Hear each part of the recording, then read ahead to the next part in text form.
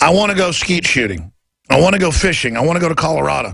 I don't get to do most of those things because I can't. I'll be out skeet shooting, having the time of my life, and I just, at the back of my mind, I go, I got to go fight the New World Order. I got to go fight the New World Order. But I wouldn't have to live like that in this desperate death battle if more people out there, wonderful, smart people of every race, color, and creed, realized you're leaders too. And the journey of 1,000 miles, as the Chinese rightfully say, starts with a single step. Cleaning the garage starts with moving the first thing out. Getting your life together, stopping drinking, or getting in shape, or whatever it is.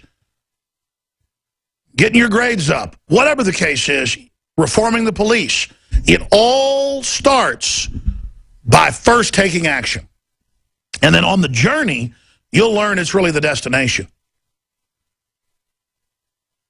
But the things I've seen, the people I've gotten to know, I could never, even if I was a billionaire or the CEO of a major company or a movie star, I could never have gotten the respect I've gotten. And I don't even want that. It's bizarre. I feel humbled to have, to find out right before he died that Kurt Vonnegut was a listener, and then to get a chance to talk to him and have him send me a hand-painted painting I have. To get to talk on the phone to the former, he's been on the show before he died, chairman of the Joint Chiefs of Staff, Admiral Moore, about the globalist takeover plan for America. To know that General Boykin, the former head of Special Forces, is a listener, or that Chuck Norris is a daily listener, or that a third of Congress listens every day. I mean, do people understand how dangerous this broadcast is? And I sit here, I'm not bragging. I want you to realize how important you are as listeners. You're the foot soldiers. I sit here blazed in light. Spotlights on me. And the only reason I'm still alive is the good Lord above and the fact that they don't want to make me a martyr and emblazon everything I've said. And of all these points, not the most important, because providence of God's most important, then the establishment understanding that destroying me will be too obvious, so they just want to kill my name, which is kill your name. We're all in this together. Is that there are people in the government that know what's going on and don't like what's happening and are in there quietly trying to blow the whistle. And so the criminals are afraid because they don't know who's who, and that's why they really have the NSA, is to watch the rest of the government, and that's come out. I mean, it's come out that the NSA spies and the CIA spies on the Senate, listens to their phones, tracks everything they do, blackmails them. It's come out MI6 blackmails Parliament. That's the government. You wonder why the elected government won't do its job and just lets the bureaucracy do whatever it wants. The bureaucracy run by special interest and headed up by special interest has hijacked the country and is blackmailing. We're going to come back and go to your calls, get into the 5 report I never got to, get into ISIS claims responsibility for Karachi bus attack. Why is China taking control of physical gold pricing? HSBC warns the world economy facing a titanic problem. We're going to get into Jeb Bush has lower poll ratings than Hillary. It's all coming up. We're here, and then there's just so much news that I'll start going to after I take a round of calls or two. I saw this yesterday, but it's back in the news today. It's just amazing. EU pushes mandatory quotas for migrants, military action against smugglers. Africa is collapsing. The Middle East is in turmoil. They've got record numbers of illegals flooding Europe. They had secret quotas under Tony Blair during that whole period. And now they're getting ready to just open the floodgates. And it's Europe's job to take on all these unskilled, uneducated people, then give them welfare, and, of course, then they get to vote. And it is the takedown of Western civilization. Except for the armored university, government, and corporate reservations that will be total high-security reservations where they're exempt. In fact, they even have rolling power outage rules in Austin. But Terrytown, the elite neighborhood, and the downtown area are exempt. And they're exempt from power gouging.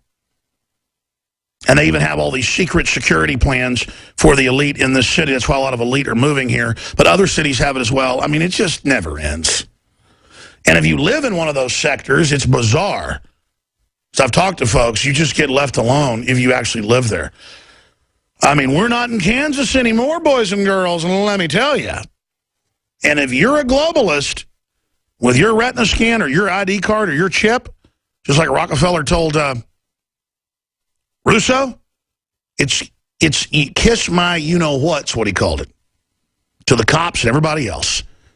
It's diplomatic immunity that the UN already has, will now to any one part of the globalist system, including police, bureaucrats, corporate people. Notice they're trying, and partially, the word is it's in the TPP, to give that they've asked for it publicly but didn't get it, to give the stock market heads and the big hedge fund heads and the carbon traders diplomatic immunity.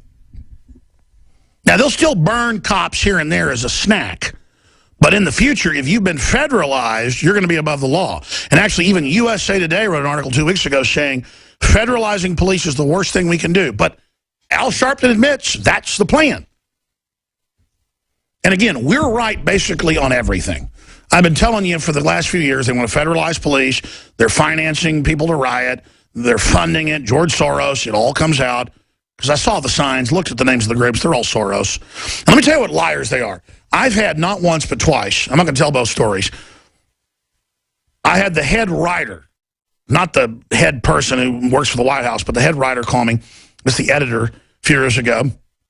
And they said, we're writing an article. We're journalists. I said, you work for the White House. You get George Soros money. You have weekly meetings. It's all over the news. And they go, no, we don't. And I pulled up the Federal Elections Commission numbers and said, there's $3 million from George Soros this year. And here you are as a White House group and your weekly meetings. And they went, let's move on now. You don't like black people, huh? And I went, no, I never said that. So you're not a racist. I'm just like, so you just want me to just respond like, did I rape my wife today thing? Or did I rape the dog today? Or, I mean, or did I rob a bank today? I mean, it's just this... It's this question that automatically, but you realize they're villains, and they know they're villains. And the weird thing about it is, you meet them in person, they're real weak cowards. And they'll start going, because I've been around these people, hi, you're not that bad, really. We all just kind of do our job, and I hope everything turns out. It's kind of scary. I'm just really kind of scared.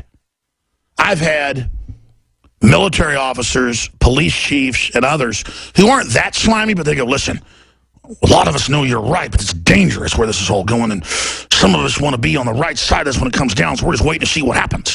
So keep working hard.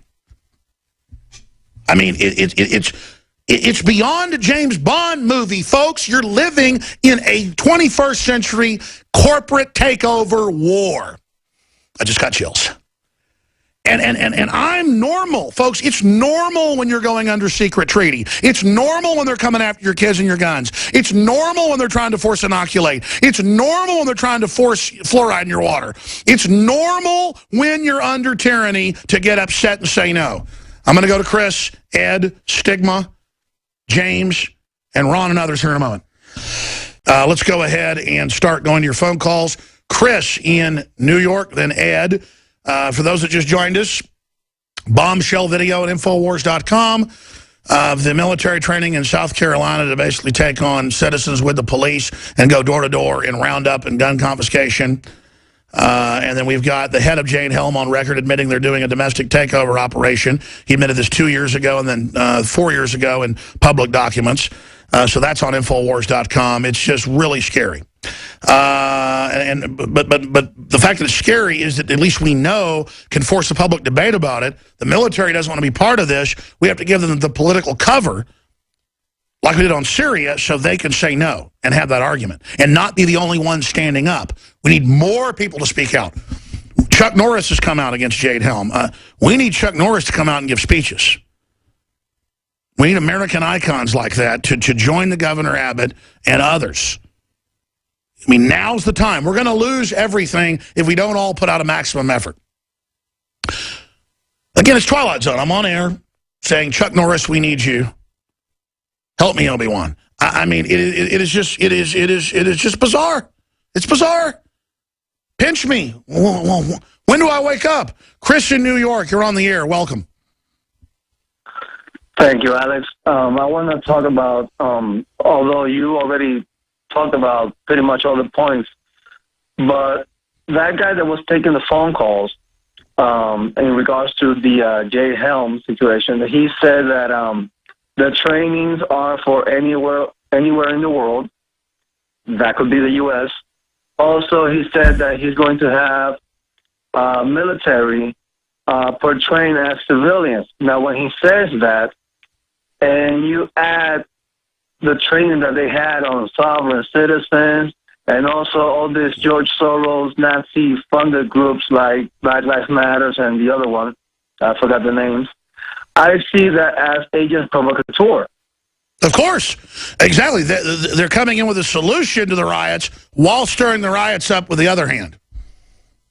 Right. And also, you add another thing to the equation, like that mayor from Baltimore that I think should be arrested or indicted, at least given a stand-down order to let things get out of control, to then have the all sharp and suggested federal police take over the whole situation. Another thing that I would like to address, this is a very key point, we need to stop calling it martial law, because you know they're not going to call it that. They're going to call it Civil Emergency National Stabilization Force.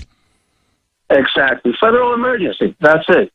They are experts at, playing games with words. Yeah, they go, there's no FEMA camps. We call them emergency centers. We call them mass shelter compounds. Now, you are locked up at night, and we do forcibly inoculate, and there is work. Absolutely. Well, let's look at that. You should do a repost of the report that you guys did on the Field Manual 3-39-40. I think that was excellent. Yeah, Army.mil, the plan for the civilian inmate labor camps and everything else. But again, they're not called FEMA camps. So they go, there's no FEMA camps. It'd be like if we didn't call water water and then we said there's no dihydrogen monoxide. Well, most people don't know dihydrogen monoxide is water. So we're calling it water, and they go, no, there is no water in America. And then you go, is there dihydrogen monoxide? And they go, yeah, there is. See, they play these semantic games. It's like Bill Clinton reportedly only got oral sex hundreds of times from Monica Lewinsky, so he doesn't consider that to be sex. Okay, whatever. He said he didn't have relations, whether he's a liar. So, again, you're absolutely right. Great caller, Chris. Chris is on target. But see, still we fall for the trap, which we have to. Because we just tell the truth. We have to keep going. No, here's all these manuals. Here's all these documents. Here they are training. And they go, nope, it's not for domestic operations, liars. And then we go, yes, it is. And again, I call that a slow loris attack, like in hacking, where they don't send a bunch of data at your computer. They keep asking the basic command over and over again. It's like a handshake where you keep reaching out to shake somebody's hand, but never take it and run your fingers through your hair. You just keep reaching out, reaching out. It's the same thing. They just keep having us go, yes, it is, yes, it is, yes, it is, never getting to, okay, we're taking over so we can have a debate about it. They never even let the debate get there, and we go, here it is, it's all over the place. We could have troops coming out of the sky on us, and they go, there are no troops.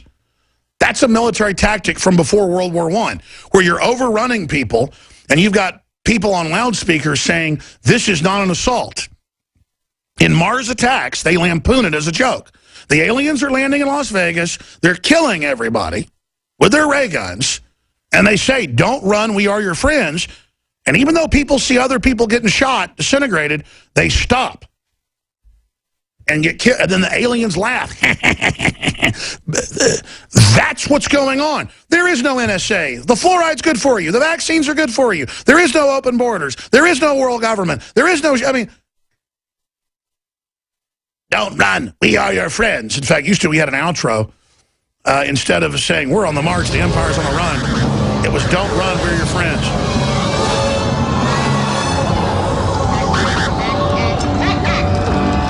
Don't run, we are your friends.